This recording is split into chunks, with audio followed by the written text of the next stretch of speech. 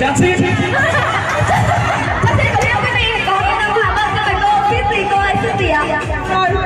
Vâng, sẽ làm con có một xít gì ạ? Xin mời cô. Cô xít gì? Xít gì? Xin mời. Quý vị đừng có nhắc to lên, xít gì? Xin chú em. Xít xót có nghĩa quý vị? Xít xót có nghĩa không ạ? Chúng ta nhớ lại là xít xót không là xít xót ạ? Xít đúng ạ? Quý vị ở dưới ai bảo xít xót vỗ tay ạ? Xít xót vỗ tay. Có sao vỗ tay từ chấp nhận. Tiếp tục xót gì này? Bạn này mới cao này. Gì nào? Xót gì xin mời. Xót tiền. Xót tiền có nghĩa không ạ? Xót tiền có nghĩa không? Xót tiền có nghĩa không ạ?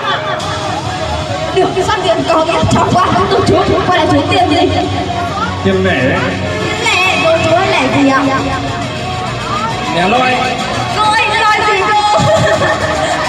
Cô ơi, loi gì? Cô đang nghĩ trong đầu cô bảo là quay lại ông này cứ đến mình con cho chú khó đúng không ạ? Cô ơi, loi gì ạ? Không sao cả cô, cho đến cho cô 10 giây nhé, cho từ loi nào.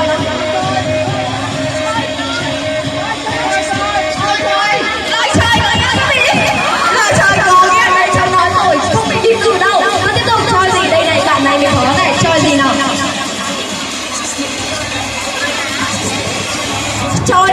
Chơi này mới là chơi nào, xin mời chúng ta sẽ cùng đến cùng nhá.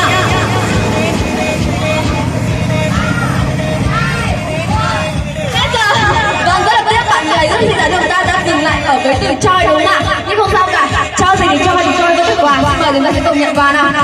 Bạn rất là giỏi, cho em nói thật luôn, bạn rất là giỏi, cứ tưởng đến mức cuối ký từ rồi mà ra một cái từ rất là độc luôn. Bạn chơi hẳn lôi chơi thì ai chơi trả đúng không ạ? Bây giờ chúng ta sẽ cùng đến với từ tiếp theo nhá. Sẽ cùng đến với từ đó là bệnh viện. Viện nào? Viện gì?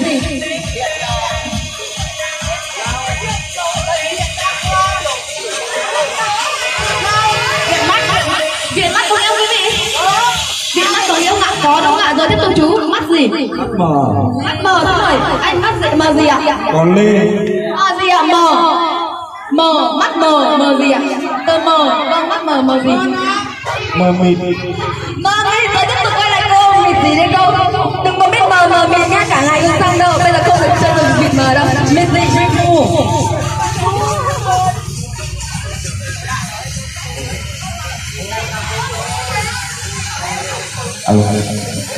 Vâng, mịt mù rồi. Bây giờ tiếp tục quay lại chú này. Đấy, ai mà chú nhắc cho chú này mịt mờ là cái gì? Bây giờ chúng ta bắt đầu mù chú này. Mù.